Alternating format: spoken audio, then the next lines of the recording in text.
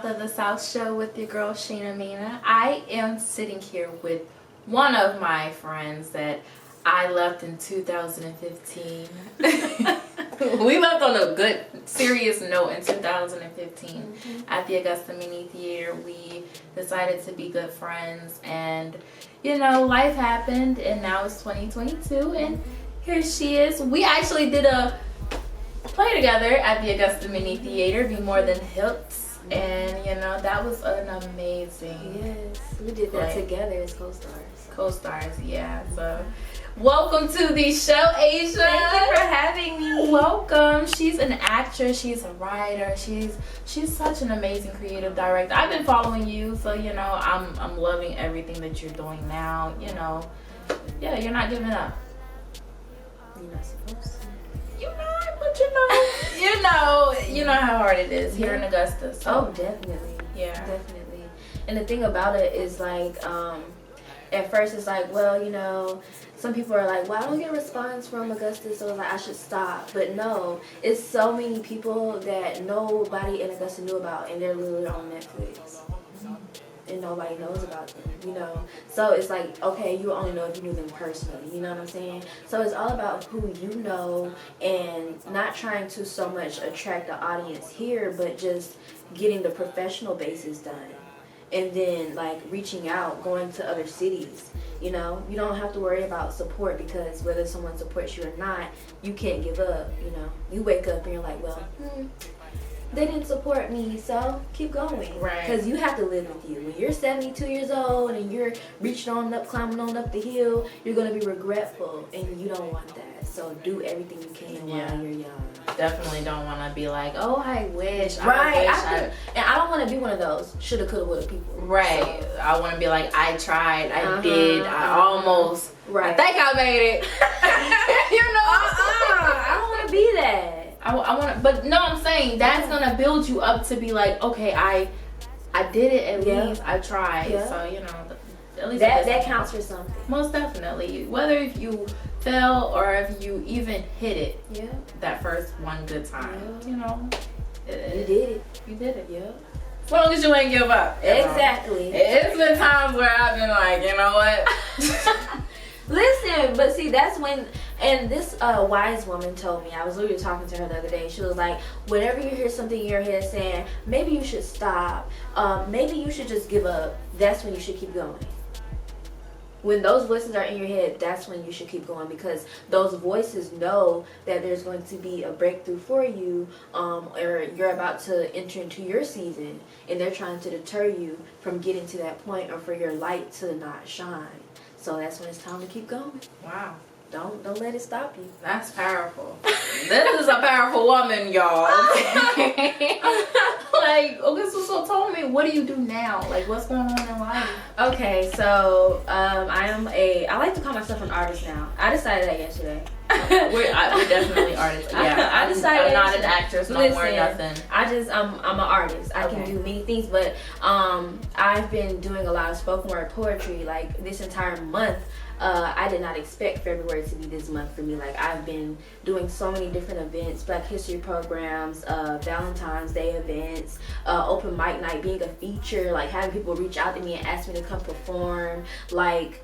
And I've been able to express myself creatively and artistically. Like I've taken it to another level this year, because I started in college, and I kind of like, you know, like, well, let me see what I can do with it. When I got back home, I started doing more, and now that I'm being called to do events, I'm able to like create sets, create costumes, and like really give a performance, like a real performance. And you know, people here, I don't want anyone here in Augusta to think that, or think small, you know, like I can only do this because we only have this much amount of space. It's all on you. You make the space. So whenever I know I'm going to be like doing a humanitarian house feature, I know how the space looks. So what I do is I create a performance around that space, and I try to utilize and listen. Theater has taught me so much, and it has helped me with my spoken word performances, because I'm able to do more than what they expect a spoken word artist to do. They expect us to just get up there, go to the mic, say a poem, y'all. I do much more than that. So it's Shout out to Miss Butler. Mr. Butler, Miss Butler. The Augusta many years, staff, family, friends, alumni, current students. We appreciate you. So we much. love you. If you haven't heard about the Augusta Mini Theater, please make sure that you go check them out. You can even donate. They always have their May and January shows, and that's how we met. So we can talk about that. Yes. So how did you find out about the Augusta Mini Theater? Okay, so I went to Richmond. And they had a theater program, but I don't know why I didn't want to start there. I just don't know. But it was like a summer thing. Like we were on summer break, and I didn't really have any friends like that. I was like an outcast in high school. Like I used to get bullied or whatever. Time out. She's always been an outcast. I'm just kidding. No, I have. For real, she has. But and that's what made me gravitate to her. And I was like, you know what? Let's be friends. Like, you know, you're me, I'm you. We're both artists. Exactly. Like, I understand your struggle. And people didn't understand that in high school. Like, oh yeah, because it was hard for us. Especially like those public schools. Oh Lord. But listen, but I was watching movies with my mom because she like binge watch movies all the time. Like after work, she just want to watch movies. So I used to watch them with her. And so I was like, I saw Halle Berry in Alex Haley's Queen. And then the next day I saw her playing as Catwoman.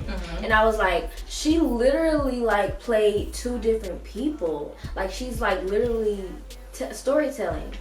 So then I was like, I want to do that. So, you know, back then like they had those like big bulky computers with like the little green type letters on it on the screen. Remember those? Yeah. So I went on there and I found the Augusta Mini Theater. Okay. And I told my mom about it and she took me to open house.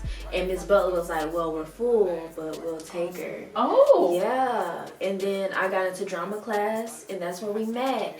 And I remember I tried out for DJ Smokeworks Tabitha Tun. That was my show right there. I love that one. She had her lawyer suit on. That was Shana was like, round after round after round. I won. And I was like, we had to do a song, and I had no experience in acting, so I did Rihanna. And Mr. Butt was like, that's not it.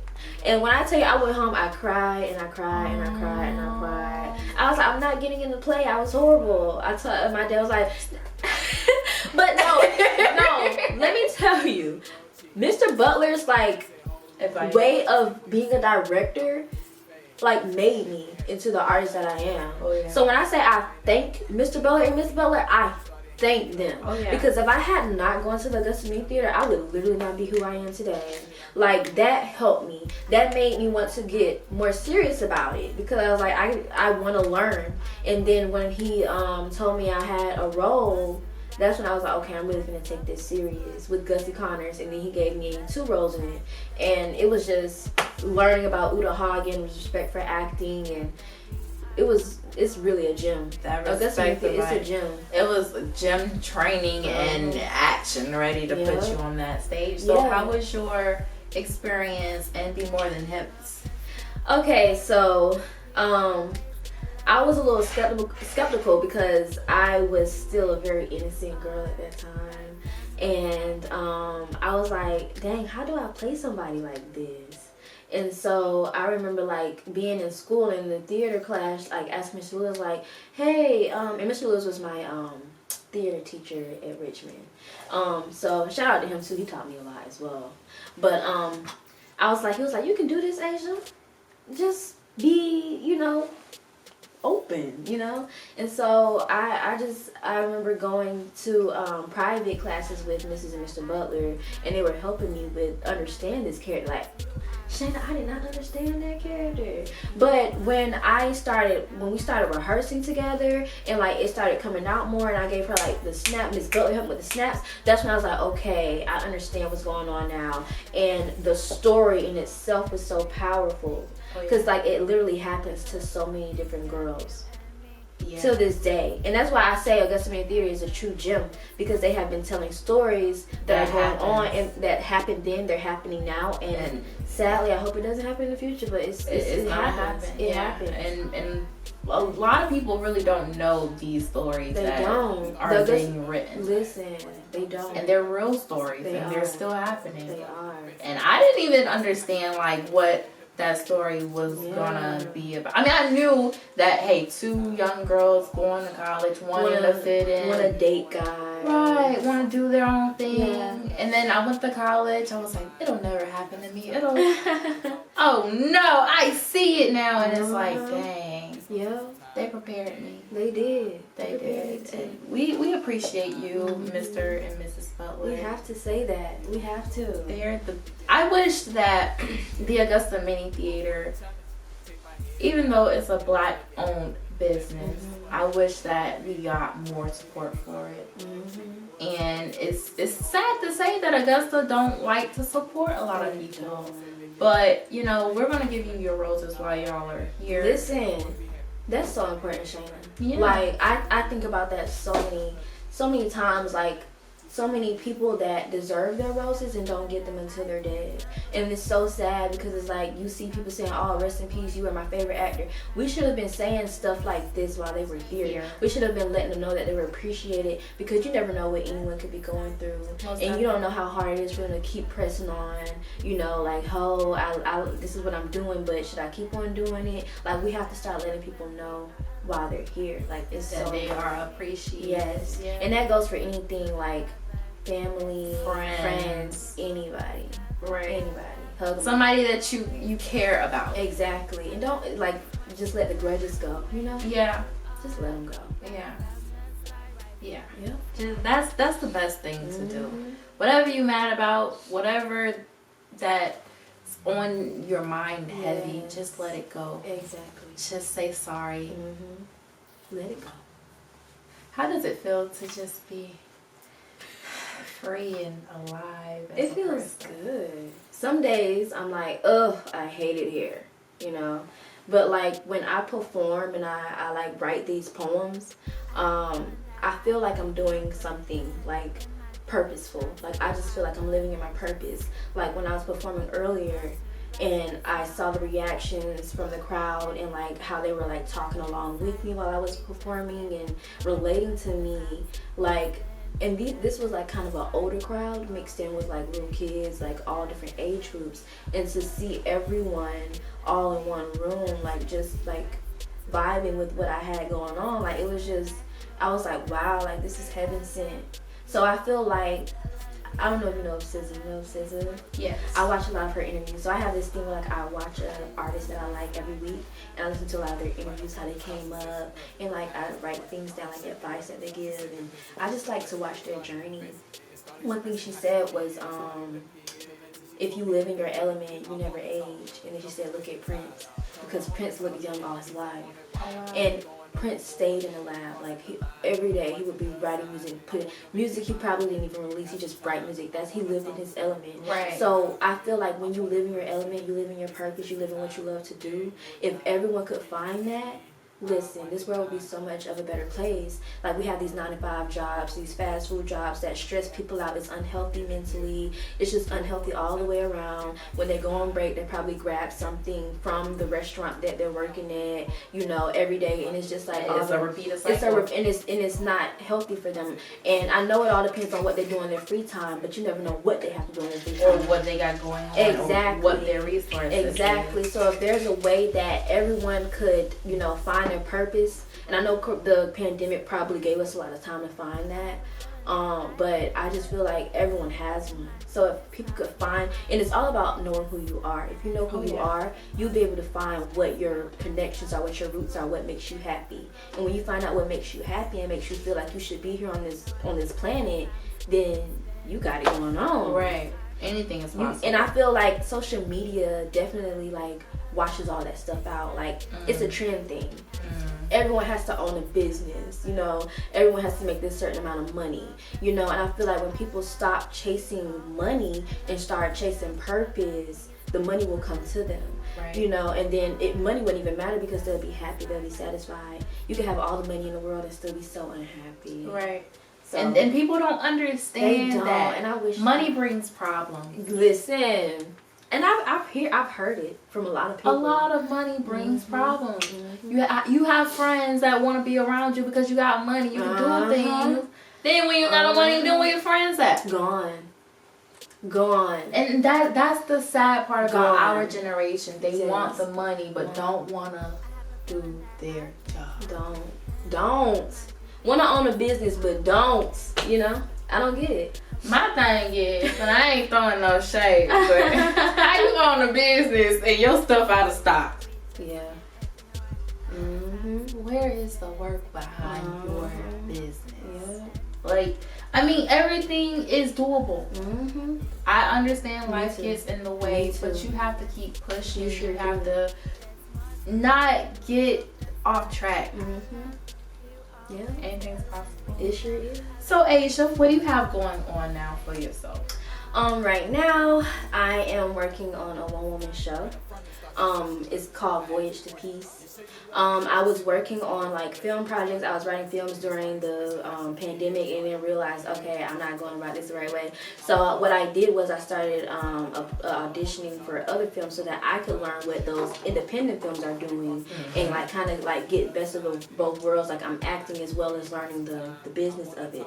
And so I would like probably talk to the director, you know, one-on-one, have a phone talk with them, and like they give me some advice. I write it down. So when I am ready to like do my own film again, I want to do it where nothing is a hassle. I want to make sure everything I do is just like on the tip top end. I even want to pay my actors. I don't want to be one of those like people like, oh well, we'll pay you and give you footage. We'll feed you and give you footage and no money. I want to be able to compensate people. So when I can get to that point, that's when I want to actually like write a film and kind of be behind the scenes a little bit. But right now I'm doing a one-woman show, or I'm writing it, and it's like a compilation of poetry, spoken word poetry, and monologues. And they basically like talk about different things going on. Like we were just saying, like Voyage to Peace. What can we do to find peace through all the issues going on in the world? So I kind of touch bases on everything through different characters, different storylines. And the narrator is a spoken word artist named Voice. So she's like the voice for all the characters. Oh, wow. Yeah, so that's what I'm working on. I took a break from it because I've been digging into a lot of deep, dark stories, and I want to protect my brain. So I'm gonna get back to it on tomorrow. I plan for it. I'm just gonna sit and write and write and write and write. I'm excited. So where are you gonna perform these one-woman shows? So I am going to apply for some funding once I get everything like on script and I have a budget, and I get my costumes together, and I have a costume lady I met, and she's phenomenal. So when I get all these things together, I want to aim for the Imperial Theater. And I also kind of want to do like a donation thing for the Gethsemane Theater, where I could do a show there and all the proceeds go to the Gethsemane Theater. And then if it does good here in Augusta, I want to take it to Atlanta, the Alliance Theater in Atlanta. That's like one of the biggest theaters there. And then I want to take it to like an off-Broadway in New York if, you know, it does good in Atlanta. So that's the goal. Thank you. I just want to... She needs all of her roses while she's here. Because, I mean, I see it. I could actually see you going through all these struggles. And, you know, people don't see peace in the end of their tunnel. They're like, there's nothing I could do. And for you to be like, there's peace in this world, no matter what your story is. Look at you. I'm a little creative. Listen, I'm just lazy on the writing part. So that's why you need to. But I think we're both the same way, because remember I said I took a break. Well, I took a break. We definitely gonna be talking, because I really want to get serious. Me too. Even if you do like want to do a film, you know, I can help you. I have so many that I haven't even touched.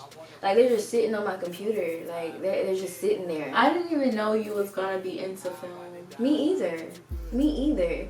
But see, like, when I was like watching movies and stuff, like Get Out. Like when I saw Get Out and I saw what Jordan Peele could do with Get Out was a great movie. It was the best movie. The learning, the psychological, everything was perfect within it. I understood him. I was like, okay, I know what you're talking about. There you go. Yeah. There you go. There's another black man doing the honors of showing other it is people will be like, it's just a movie. He's higher up and showing us that.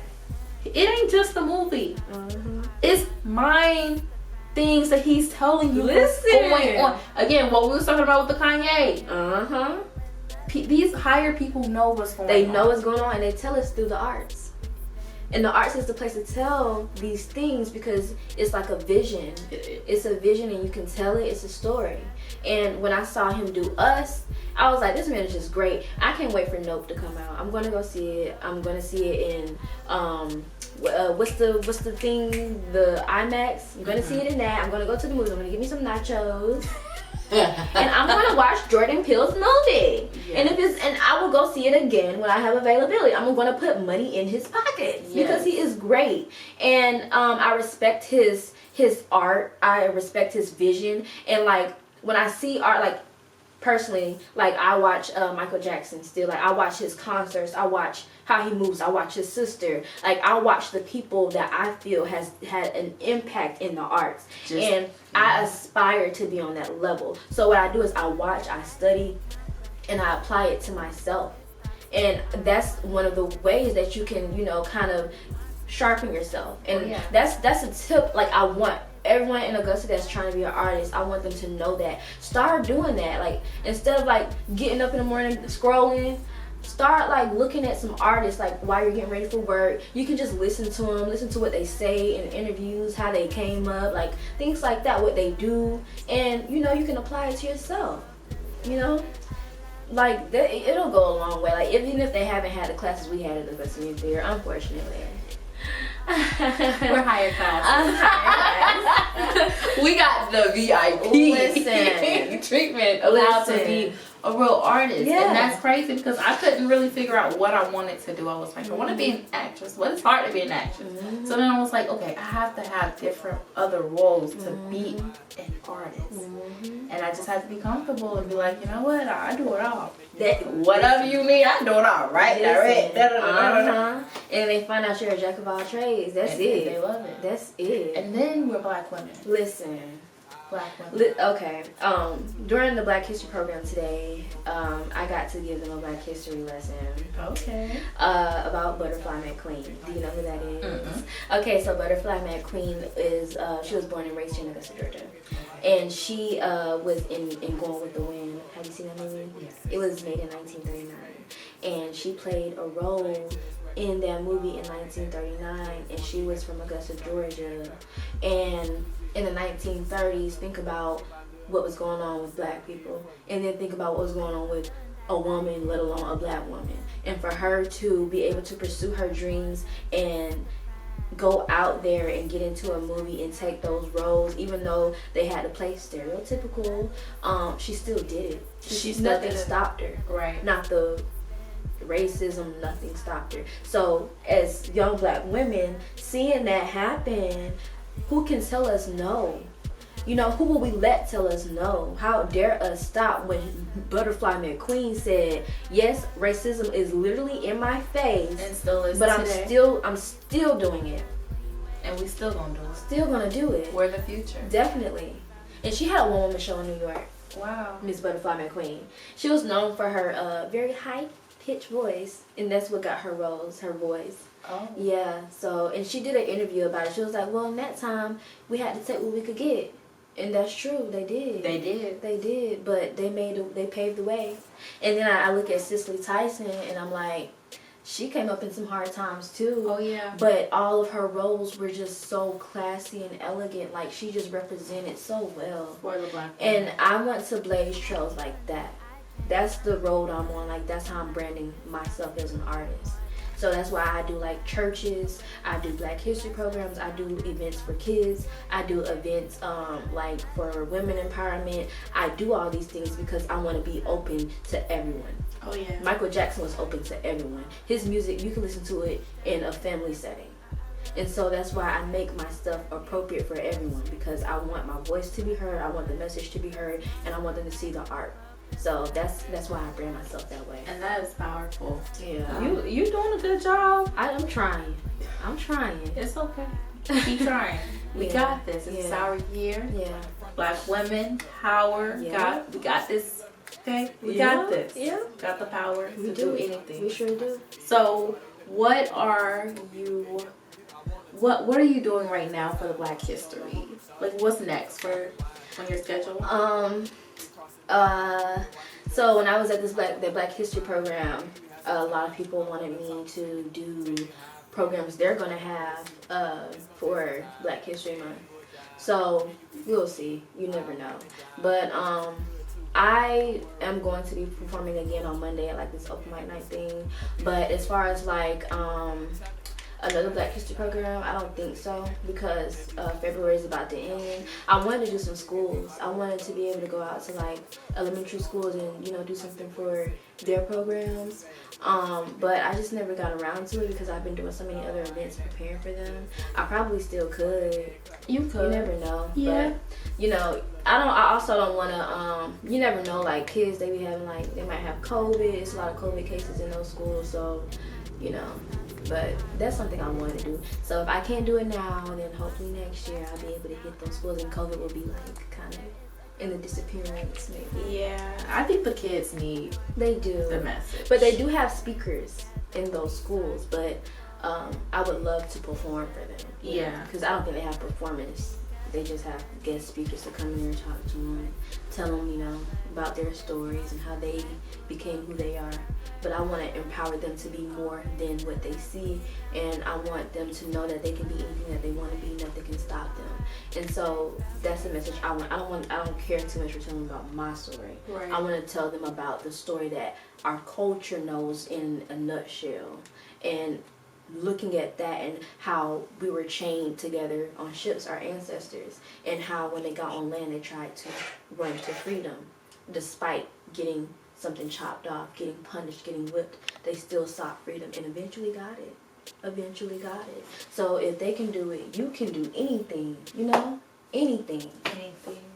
And that's what I want to tell them. So that's something I want to do. It's a heart's desire. So maybe next year. But being able to do the Black History program today in front of all those kids and seeing how they were when you came up to me, giving me hugs and stuff, that made me feel good. That feeds your soul. It does, and that's what I want. I want things that'll feed my soul. That's okay, I am doing something good with my life. Yeah.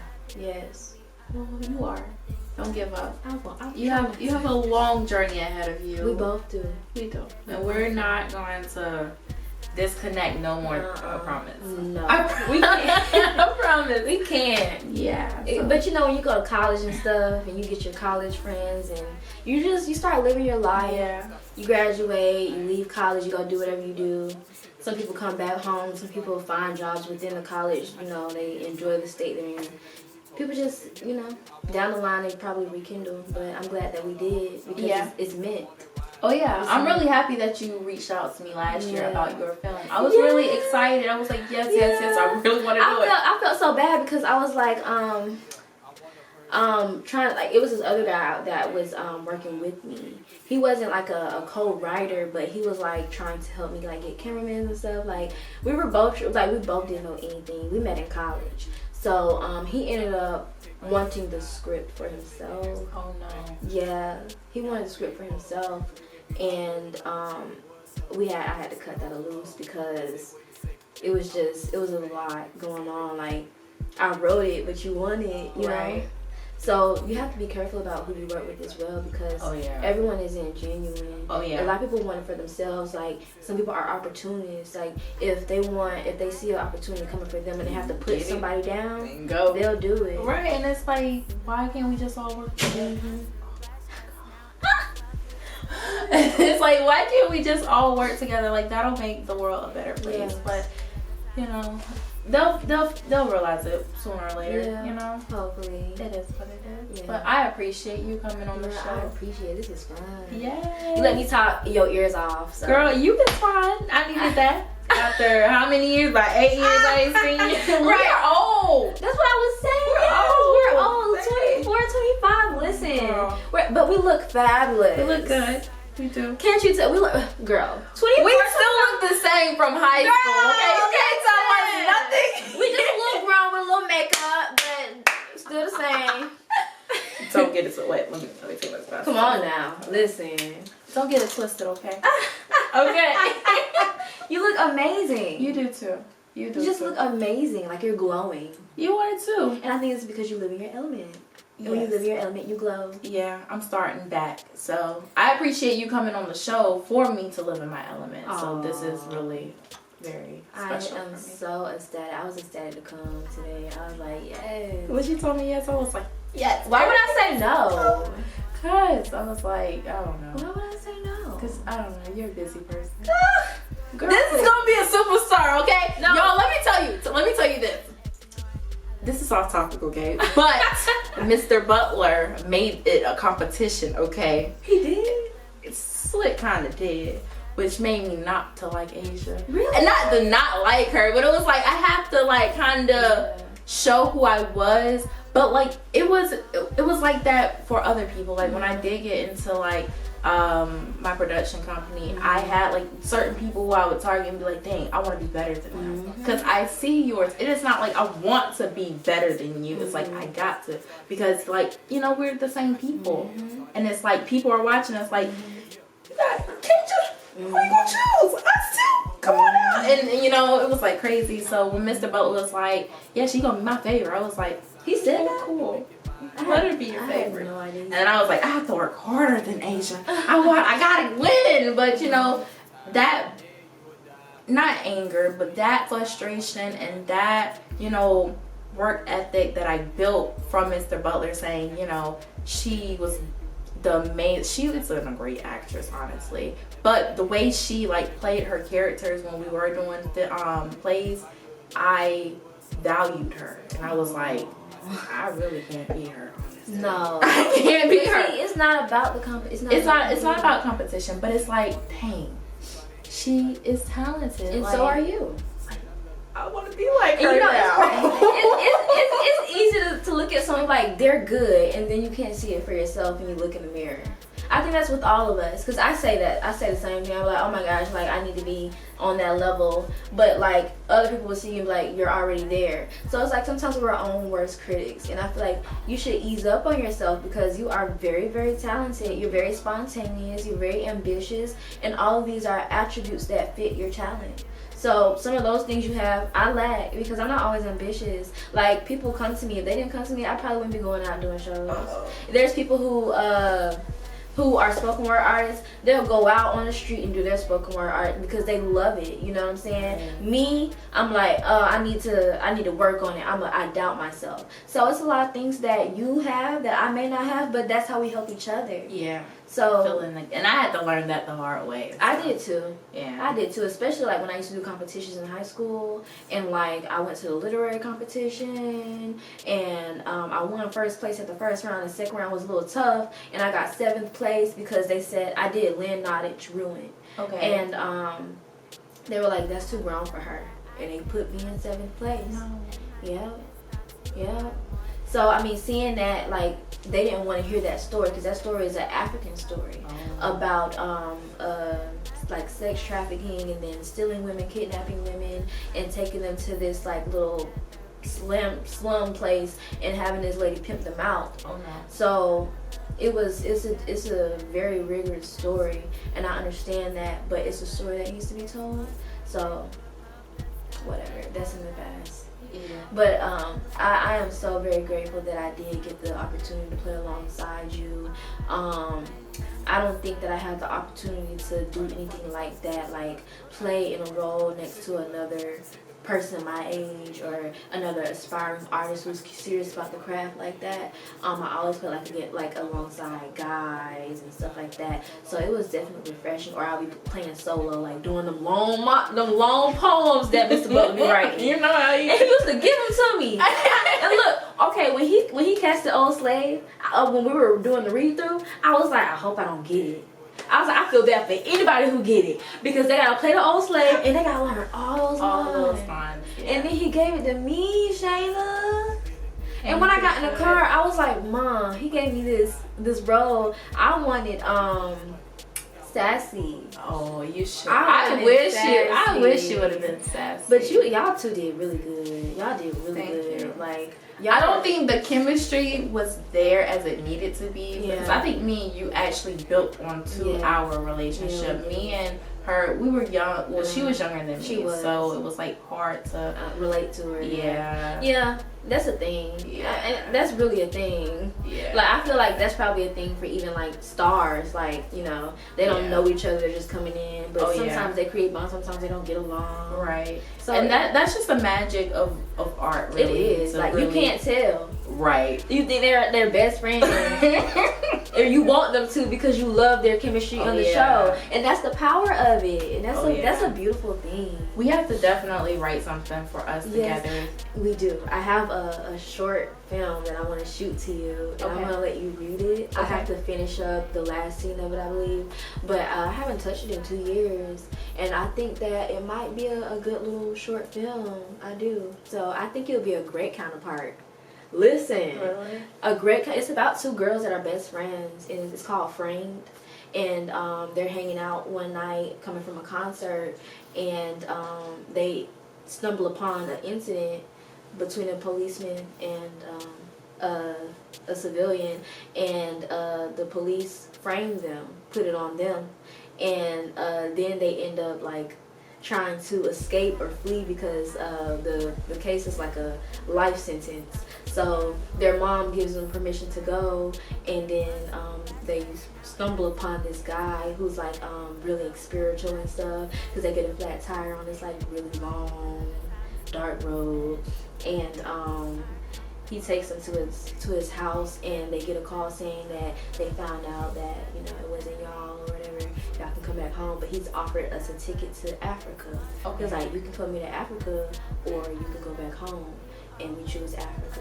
We choose freedom. So, yeah. Please email me. I would definitely email you. I probably shouldn't spill all the beans, but who cares? There's so much stuff to be written. There's so much stuff to be written. Right. And people, they be like, well, I don't want you to, I don't care who steals what. Like that guy, when he wanted it, he took it. He didn't take it, but he took the story and he turned it into his own film. And I'm like, okay, that's cool. There's so much more stuff to be written. Like if you have like a vision and you're creative, people can take what they want. Like people do it all the time. They take stuff and they make it into their own thing. Queen and Slim was a black version of Bonnie and Clyde, and they just turn it and flip it. Right. People do it all the time. So there's more stuff to be made. P-Valley was I can't think of that show, but they're actually being you know, sued for a show. Yeah, because it was somebody else's original show. Yeah, and I didn't even know, but yeah, I was so happy for that show because 2 black women wrote it. It was a group of black writers who were in it. Yeah, so you know I was all on P-Valley. Yeah, that's what's taking so long for P-Valley to come out because of that. Yeah, but I would love, I mean, there's a lot of, you gotta understand this. Yes, it's bad to take somebody's creative thoughts and visions, but however, you gotta understand that our mind is very creative and we try to do things other way. But you know, in this creative business, in the entertainment business, it is very important for you to just go ahead and get your stuff legalized. Yes. Girl, I learned it the hard way. It's okay. It's okay. Cause, you know, I mean, we all mess up, and you know, I'm here now, so we're both gonna mentor each other and be great, good friends. Yes. So I'm excited about this little film, though. Me definitely. Too. I think you'll like it. I hope so. I'm already excited. I want to go to Africa. Girl, and that's what I'm saying. Like, I want my visions to be seen through. Yeah. So whatever I gotta do, like get the budgets for it, and even like probably possibly film it after, I want to do it. Yeah. I don't want it to be like, oh, this is an imagination of it. I want to see vision. all of my visions through, and even if I can't see it through the first time, I can always add on to it, make a sequel to when I can afford it if it's picked up, and then make it into something else. So, Yes, ma'am. yeah. And that's the plans. Yeah. I'm going to do everything in my power to help you. And I will do everything in my power to help you. Guess Period. we're doing the movie.